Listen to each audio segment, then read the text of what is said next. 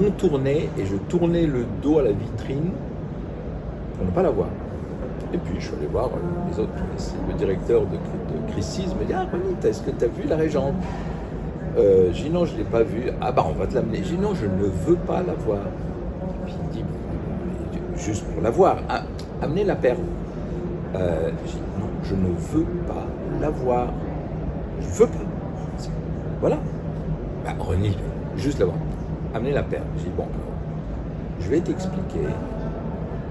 Cette perle, ce n'est pas à la Régente. Alors j'ai un parcours un peu atypique parce qu'effectivement, j'ai fait des études de génie civil à Lausanne et à la sortie de l'école polytechnique, j'ai réalisé que je ne savais rien faire en génie civil. Et donc je me suis dit: tiens, je vais peut-être apprendre un autre métier, parce que je vois que je pourrais apprendre du coup génie civil, je vais essayer d'apprendre un autre métier. Et mon père, travaillant étant associé avec M. Horowitz, je me suis dit: on va voir ce qu'il fait. Et puis du coup, j'ai été pris là-dedans, j'ai adoré surtout l'esprit qui régnait dans cette société, qui était un esprit qui n'était pas mercantile. L'idée, on n'aurait pas pu vendre matière qu'on achète et on revend à un certain prix, point final. Non, il y avait beaucoup de responsabilisation, de savoir si ce qu'on vend correspond à la demande du client. Et voilà, il y a tout ce côté humain qui m'a finalement beaucoup plus attiré qu'un côté purement calcul, béton, mettre tant de fer. Voilà. Donc ça, c'est quelque chose qui m'a fait pencher déjà vers le métier dans lequel je suis actuellement.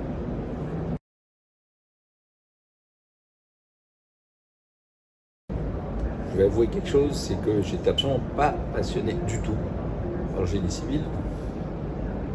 C'est que je ne savais pas quoi faire, j'avais visiblement des capacités de faire plusieurs choses. Et donc je me suis lancé finalement dans le génie civil sans même savoir que voulait dire génie civil. Pour moi, génie militaire, j'avais déjà entendu parler. Génie civil, je n'avais pas vraiment entendu parler. Ça, je suis vraiment honnête. Et j'ai demandé à un ami, non, plutôt c'est un ami qui m'a demandé, il m'a dit: ah, alors tu vas t'inscrire où? J'ai dit: à Polytechnique Lausanne. Il m'a dit: ah, bah moi aussi. Et j'ai dit: bah voilà, on sera ensemble. Il me dit: quelle branche tu as choisi? Puis j'ai dit: branche? Si je comprends pas, je fais Polytechnique Lausanne. Il dit: oui, dans quelle branche? Il y a des branches à choisir, donc c'est vous dire. Et c'est authentique, cette histoire. Et puis, il m'a dit: bah, oui, j'ai dit: peut-être tu vas faire quoi? Je vais faire génie civil. J'ai dit: qu'est-ce qu'il y a dans le génie civil? Il m'a dit: bah, première année, il y a des maths, de la chimie, de la physique. J'ai dit: alors c'est bon, je prends, moi aussi, je fais génie civil. Donc, c'est vous dire finalement le peu j'étais pas prédestiné, même pas destiné du tout au génie civil. Et donc, je crois que d'où mon shift d'une manière assez quasi naturelle et j'aurais presque dit obligatoire vers la société de mon père qui était Horowitz et compagnie.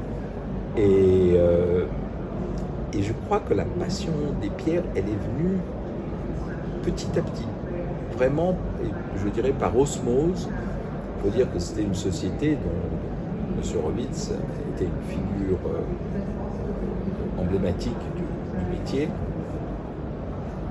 Et je pense qu'il y a eu tout un transfert par osmose qui est arrivé à moi. Et donc, je ne l'ai pas vu venir. Et je me suis tout d'un coup retrouvé un peu pris là-dedans. On peut dire que c'est comme si on prend quelque chose on commence à s'habituer, pas fumer une cigarette. Alors petit à petit, on fume, on ne sait pas pourquoi on fume pour s'occuper, on fume parce qu'on est gêné, ça occupe les mains, etc. Puis un jour, on se trouve pris. Alors, heureusement que c'est moins nocif. d'être pris comme je suis, mais voilà, c'est peut-être une petite drogue qui rentre petit à petit, et puis à un moment donné, vous vous retrouvez dans cet état de se dire, mais au fond, c'est ce que j'adore. Et puis,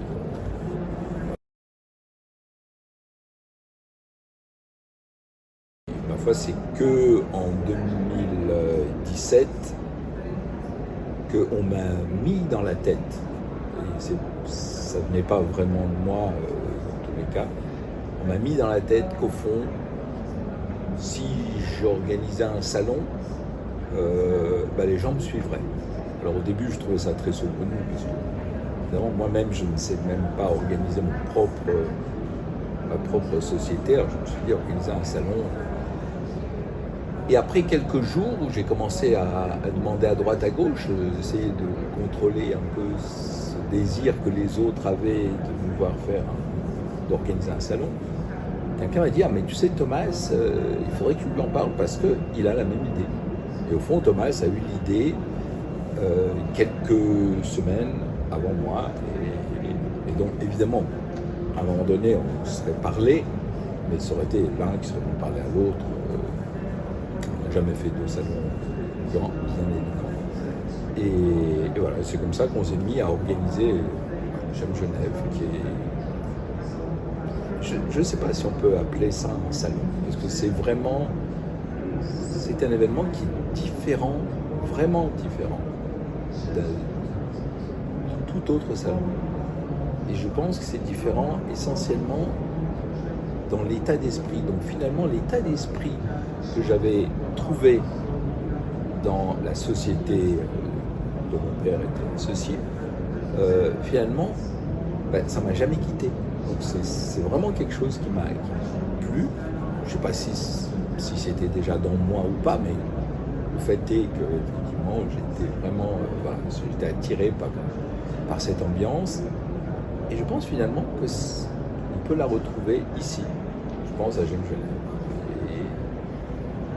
Et voilà, donc c'est pas un événement qu'on a fait avec une idée commerciale, ça nous coûte tant, on va vendre ça à tant.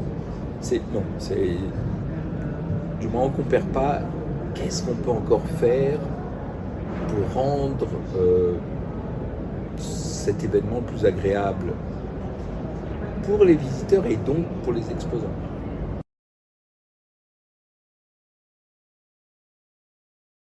Alors je ne sais pas si je peux choisir, il y a peut-être, en posant la question comme ça, il y a deux pièces. La première, c'est un bracelet Cartier avec un saphir cachemire de 65 carats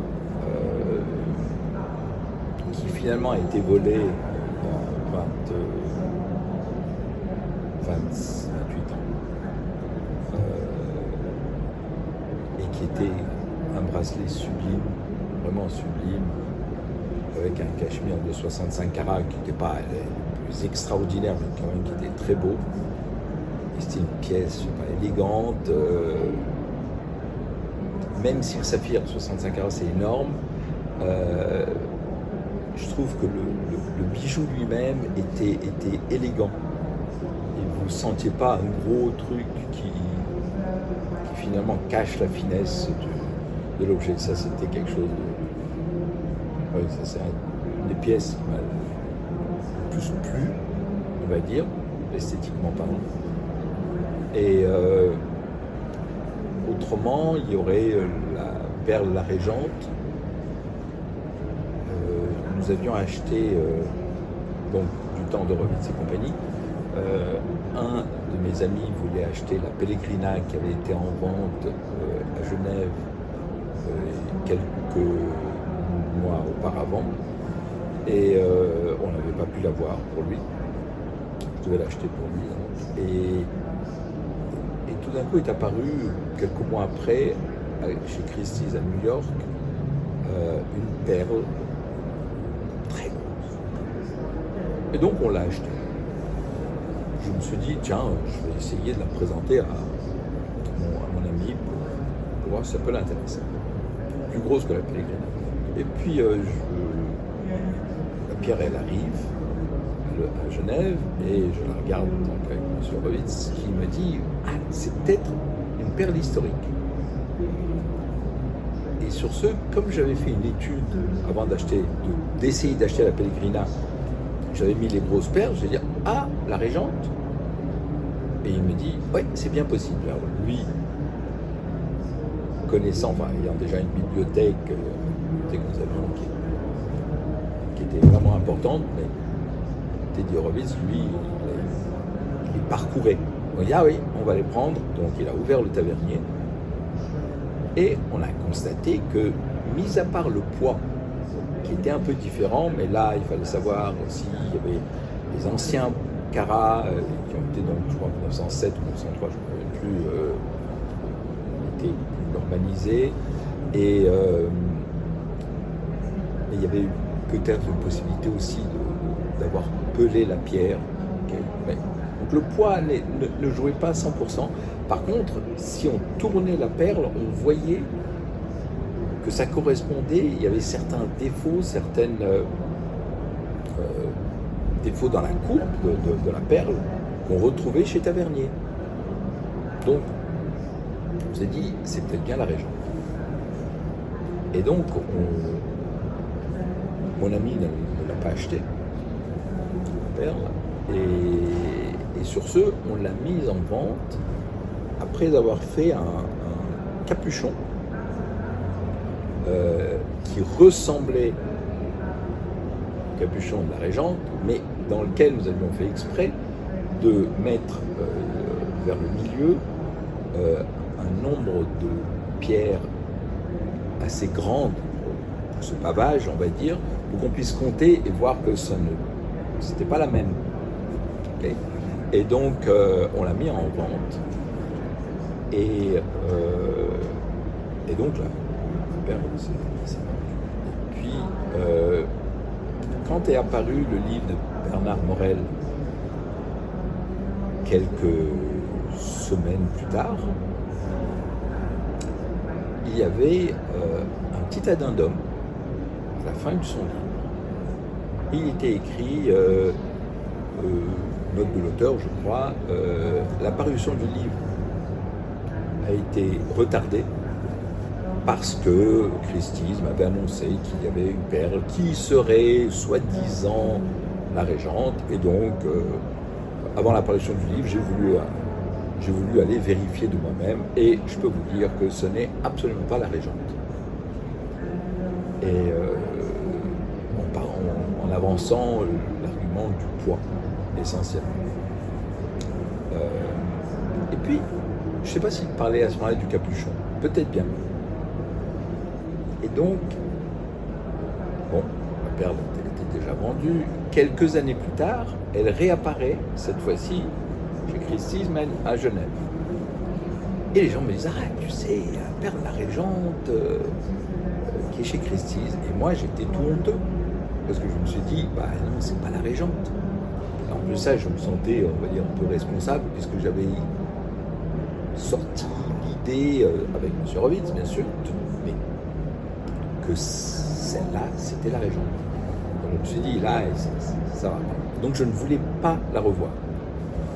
Et en allant visiter Christie's, au viewing, j'ai évité, c'est-à-dire que je me doutais que dans la vitrine centrale, il y avait la perle, dite la Régente.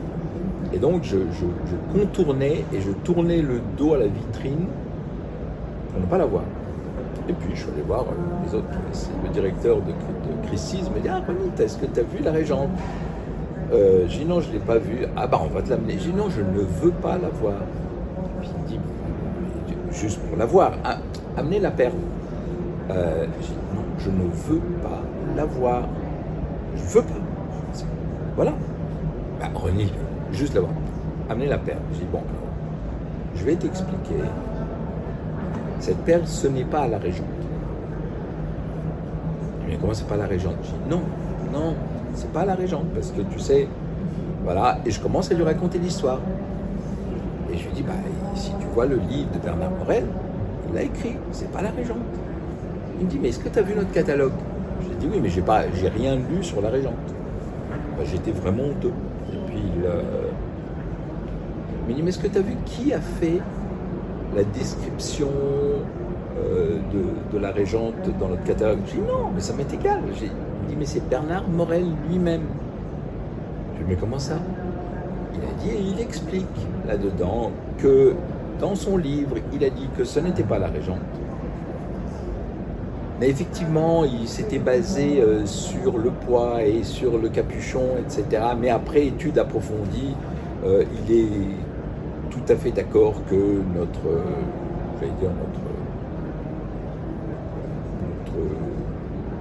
logique, on va dire, qui nous a amené à cette conclusion, elle était correcte. Et donc pour lui, c'était la régente. Puis après, elle dit d'ailleurs, on ne l'appellerait pas la régente. Maintenant, je ne me rappelle plus comment il l'appelait. Mais voilà. Et donc pour moi, c'était surtout un gros soulagement de savoir que je n'avais pas participé finalement à quelque chose qui n'était pas top.